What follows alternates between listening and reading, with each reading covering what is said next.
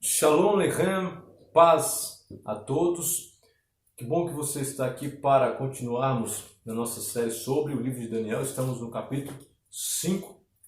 Capítulo 5 junto com o capítulo 4 são a parte central dessa sessão aqui, sessão em aramaico, que vai do capítulo 2 ao 7, onde, como já foi comentado em outro momento, o capítulo 2 faz paralelo ao capítulo 7, capítulo 3 com o capítulo 6, e fica então a parte central, o capítulo 4 e 5, julgamentos de dois reis, primeiro de Nabucodonosor, que estudamos no vídeo passado. Se você não assistiu esse vídeo, assista. E também o julgamento de Belsazar. Capítulo 5, ele não inicia com uma introdução como os outros capítulos. Normalmente Daniel, ele dá o contexto histórico, ele fala em tal ano do reinado de fulano, do rei tal. Aqui ele já começa dando a ação de Belsazar. Olha o que o texto diz. O rei Belsazar deu um grande banquete a 1000 dos seus grandes e bebeu vinho na presença dos 1000. Enquanto Belsazar bebia e apreciava o vinho, mandou trazer os utensílios de ouro e de prata que Nabucodonosor, seu pai, tiraram do templo que estava em Jerusalém, para que nele bebessem o rei e seus grandes, suas mulheres e concubinas. Então trouxeram os utensílios de ouro que foram tirados do templo da casa de Deus, que estava em Jerusalém. E beberam neles o rei, os seus grandes, suas mulheres e concubinas. Beberam o vinho e deram louvores aos deuses de prata, de ouro, de prata, de bronze, de ferro, de madeira e de pedra. Aqui há algo interessante. Belsazar, o texto já começa com ele fazendo alguma coisa, movimentando. E aquilo que ele faz é justamente uma festa para 1000 pessoas. Onde estão as mulheres dele, as suas concubinas também. Muitos acreditam que aqui se trata de uma orgia. E ele então pede para que tragam os utensílios da casa de Deus, do templo de Jerusalém. Aqui pode trazer novamente a ideia ali do capítulo 1, onde os deuses da Babilônia, entre aspas, venceram. Aqui ele pode estar fazendo isso, significando que o seu pai, entre aspas, que Nabucodonosor venceu a Jerusalém, que Babilônia venceu Jerusalém. Aqui há, obviamente, uma discussão, muitos vão questionar por que o texto, não só nesse momento aqui, mas ao longo do texto, vai chamar Belsazar de filho, vai dizer que Nabucodonosor era seu pai. Afinal de contas, possivelmente ele era neto, ele era filho da filha de Nabucodonosor, portanto neto de Nabucodonosor. E Nabonido, que era genro de Nabucodonosor, era o pai dele. Os muitas vezes não são utilizados para alguém que de fato é filho, que foi gerado por fulano. Das formas que é usado é em relação aos antepassados. Abraão, seu pai. Jesus, por exemplo, é chamado de filho de Davi. O antepassado dele é Davi. Outros momentos, até pessoas que não têm nenhum parentesco são chamadas dessa forma, indicando ali o mesmo caráter. Stefanovic vai comentar que aqui há um uso irônico. Afinal de contas, ele está agindo como Nabucodonosor e com orgulho, mas a atitude final dele não será como a de Nabucodonosor. Outra explicação é que nos tempos antigos, filho poderia significar sucessor no trono. Por exemplo, no Salmo 2, há ali uma referência ao filho, beijai o filho. E a ideia ali é exatamente de sucessão real. É um salmo de entronização real. Então, aquele que sucedia o rei, ele era chamado de filho. Mesmo embora ele não fosse exatamente filho de geração, mas ele era chamado de filho. Então, tem algumas possibilidades aí. Outro questionamento que se faz é que Belsazar ele não é chamado de rei, não era chamado de rei em nada fora da Bíblia. Até se encontrar um poema de Nabonido, um tablete que está ali no Museu Britânico, esse tablete diz o seguinte: ele confiou o acampamento, falando de Nabonido, a seu filho mais velho, seu primogênito. As tropas de todo o país ele deixou sob seu comando. Ele deixou tudo entregue à realeza do filho. E ele próprio afastou-se para uma longa viagem. Então se entende que Belsazar era corregente junto com seu pai, Nabonido. Mas voltando exatamente para o texto, ele vai dizer que Belsazar profanou os utensílios sagrados. Se voltamos para o início ali de Daniel, vemos que Nabucodonosor ele pegou os utensílios do templo e os colocou no templo do Deus dele. Uma indicação de que os deuses babilônicos haviam vencido, de que Babilônia venceu Jerusalém. Mas, de certa forma, Nabucodonosor, claro, há essa ideia por trás, essa atitude é negativa, mas, de certa forma, Nabucodonosor, ele não é tão drástico quanto a atitude de Belsazar.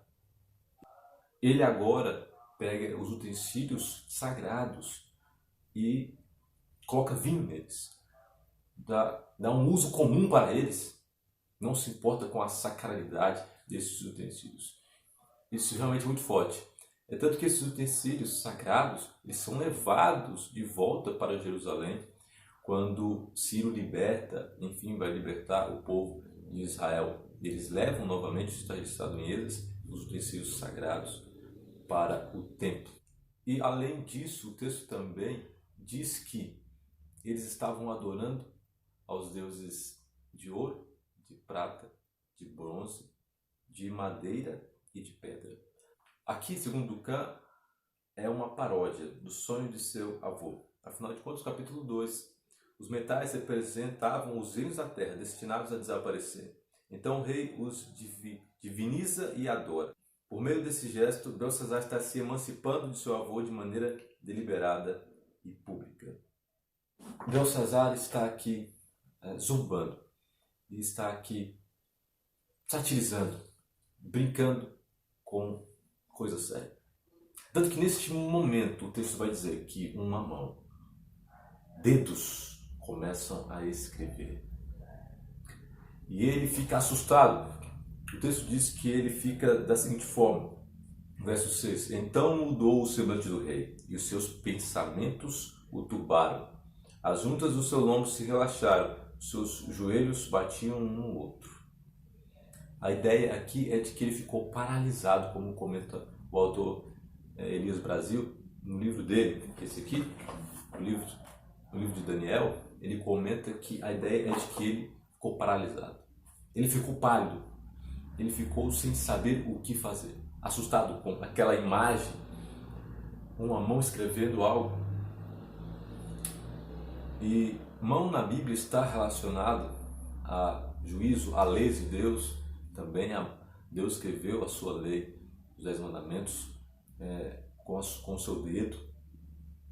Aqui é uma imagem novamente de juízo, juízo para com Belsazar, para com Babilônia, o anúncio da queda de Babilônia. Ele não sabe o que fazer, não sabe como agir, está paralisado de medo, mas ele então grita em alta voz que se introduzissem os encantadores, os caldeus, os feiticeiros. E aqui, novamente, a gente se lembra de Daniel capítulo 2, Daniel capítulo 4, é quase que um déjà vu. E por último ele vai chamar Daniel, sim, é exatamente isso que acontece.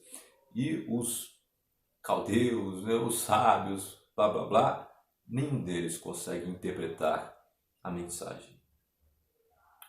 O escrito permanece, a mão desaparece, mas aquele escrito fica ali. E ele então, por fim, chama Daniel.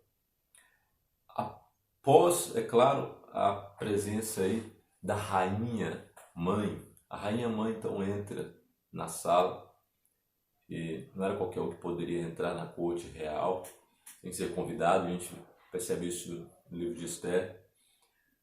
Há uma discussão em quem é essa rainha-mãe. Alguns acreditam que sejam a mãe de Belsazar. Muitos do campo, por exemplo, pensam que não. Pensam que, na verdade, essa rainha-mãe seria a avó dele.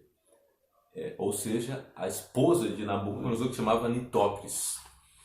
Porque, segundo Ducan, a mãe de Belsazar, a esposa de Nabonido, não morava aqui, morava longe.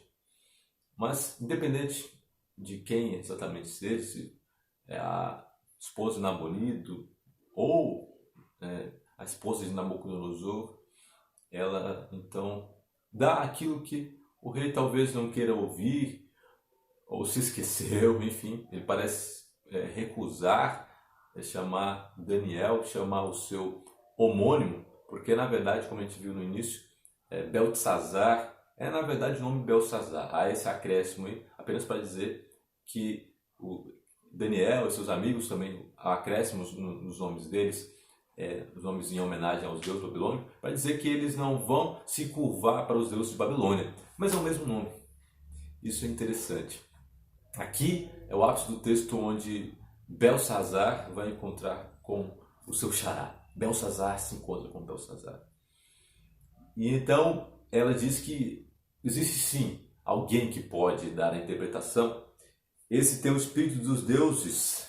E aqui, obviamente, vem a ideia babilônica, a ideia também egípcia, há uma relação com o texto de José, mas também comenta alguns de que Daniel tinha sabedoria, a sabedoria era dom de Deus, vinha do Espírito de Deus.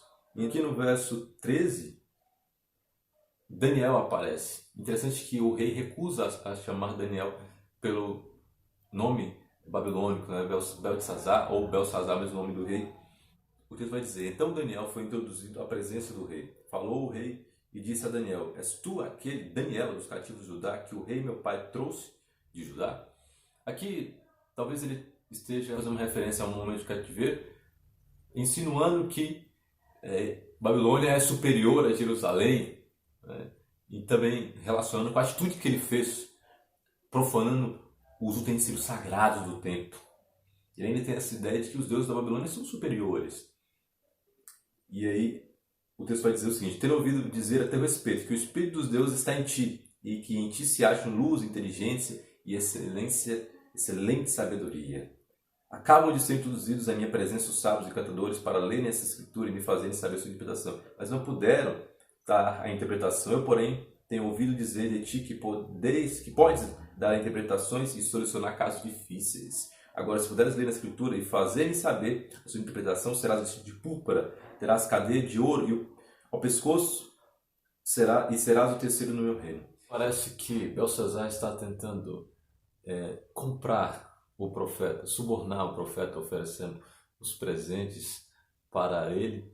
Talvez dessa forma a interpretação do profeta fosse diferente de Daniel, fosse a favor dele. E Daniel, então, ele fala de uma maneira diferente daquilo que ele fala com Nabucodonosor, principalmente. Normalmente a introdução é ao rei, vive para sempre. É uma introdução polida. Aqui ele não é desrespeitoso, mas se você compara com a linguagem que ele fala para Nabucodonosor, mesmo no capítulo 4, é diferente.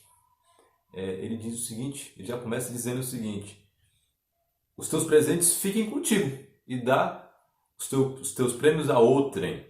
Todavia lerei ao rei a escritura e lhes farei saber a interpretação. Ó rei, Deus, o Altíssimo, deu a Nabucodonosor, teu pai, o reino e grandeza, glória e majestade. Por causa da grandeza que lhe deu, povos, nações e homens de todas as línguas tremiam e temiam diante dele. Matava a quem queria e a quem queria deixava com vida. A quem queria exaltava e a quem queria abatia. Quando, porém, seu coração se elevou e o seu espírito se tornou soberbo e arrogante, foi derribado do seu trono real. E aqui, essa expressão aqui é parecida com o que aparece lá para Faraó, que o coração dele ficou duro. Foi derribado do seu trono real e passou dele a sua glória. Foi expulso dentre os filhos dos homens. O seu coração foi feito semelhante dos animais. A sua morada foi com os jumentos monteses. Deram-lhe a comer a erva com os bois. Do orvalho do céu foi molhado o seu corpo, até que conheceu que Deus, o Altíssimo, tem domínio sobre o reino dos homens. E a quem quer constituir sobre ele. Tu, Belsazar, que é seu filho, não humilhaste o teu coração, ainda que sabias tudo isso, e te levantaste contra o Senhor do céu, pois foram trazidos os utensílios da casa dele perante ti, e tu, os teus grandes, as tuas mulheres, as tuas concubinas, bebesse vinho neles. Além disso, desse louvor aos deuses de prata, de ouro, de bronze, de ferro, de madeira e de pedra, que não veem, não ouvem, nem sabem. Mas a Deus em cuja mão está a tua vida e todos os teus caminhos, a Ele não glorificaste. Olha que extraordinário. Belsazar, né? Na verdade, olha que extraordinário. Daniel diz algo para Belsazar. O encontro aí dos dois, um Belsazar de um lado e o Belsazar do outro. Ele, de maneira mais dura do que foi falado para Nabucodonosor, ele apresenta antes do significado, porque ele é chamado para interpretar o significado, mas vê que ele não dá tanta importância para o significado. Ele primeiro faz uma introdução. Ele primeiro diz o porquê de ter aparecido aquela mão. O porquê daquela mensagem de Deus. E o porquê é justamente aquilo que gostaria de resumir em uma frase que vi, de que os inteligentes aprendem com os seus erros, mas os sábios aprendem com os erros dos outros. Belsazar não havia aprendido com o erro do seu antepassado, que aqui é chamado de pai, talvez de uma maneira irônica mesmo, ou talvez uma referência ao antepassado, mas eu também acredito que seja de uma maneira irônica, uma maneira de contraste.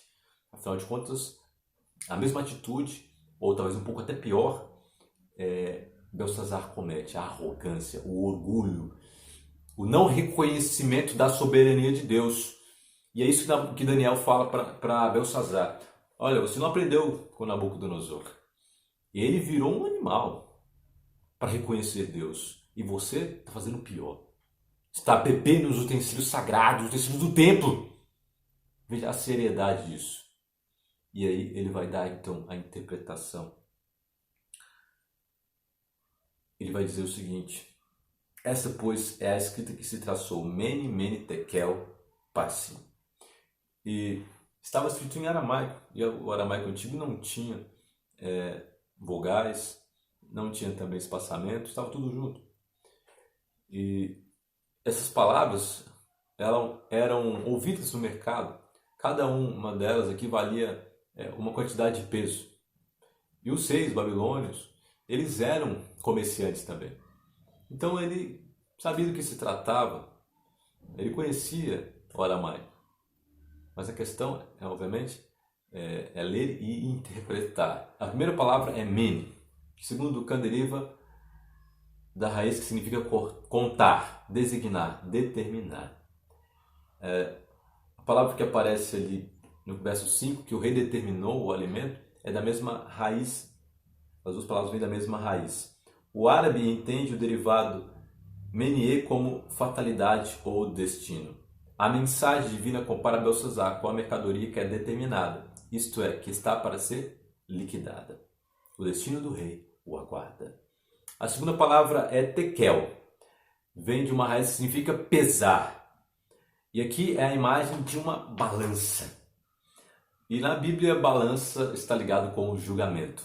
Deus pesou o reino e foi achado em falta. Ou seja, é uma farsa. Em outras palavras, é uma fraude. Estamos em um contexto jurídico, como se deduz por peso e balança. Para a Bíblia e para toda a cultura do mundo antigo, essa também é uma linguagem do juízo divino. Como diz em 1 Samuel 2:3, porque o Senhor é o Deus da sabedoria e pesa todos os feitos na balança. E, por último, parsim, que vem da raiz, que significa desintegrar, despedaçar. A palavra ocorre muitas vezes na Bíblia em contextos de violência. Elis esmiuças, aparece parsim, os ossos, e os partes como para a panela, Miqueias 3:3. Em hebraico, a águia de cauda branca, uma ave predadora, é Pérez, porque rasga tudo em pedaços. A mensagem divina compara Belsazar à mercadoria, que se torna presa de estranhos e rasga-se em pedaços. E aí vem a indicação de que o reino seria dado para os medos e persas, até um jogo de parsim com peças. E é interessante que a explicação para cada palavra Mene, Tekel e Ufarsim, elas aparecem com 4 palavras. Há um jogo aqui, lembrando dos 4 metais, os 4 animais também que a gente vai estudar no capítulo 7. Essa ênfase no 4 é para mostrar que o reino de Belsazar havia passado e de que Deus é o soberano de toda a história. Essa é, mais uma vez, a lição, essa é a lição de todo o livro, mas essa é mais uma vez a lição que podemos tirar aqui. Deus é soberano de toda a história. E, é claro, precisamos aprender com os erros dos outros, não desejando mal para os outros, mas para que cometer o mesmo erro? E Belsazar faz justamente isso aqui.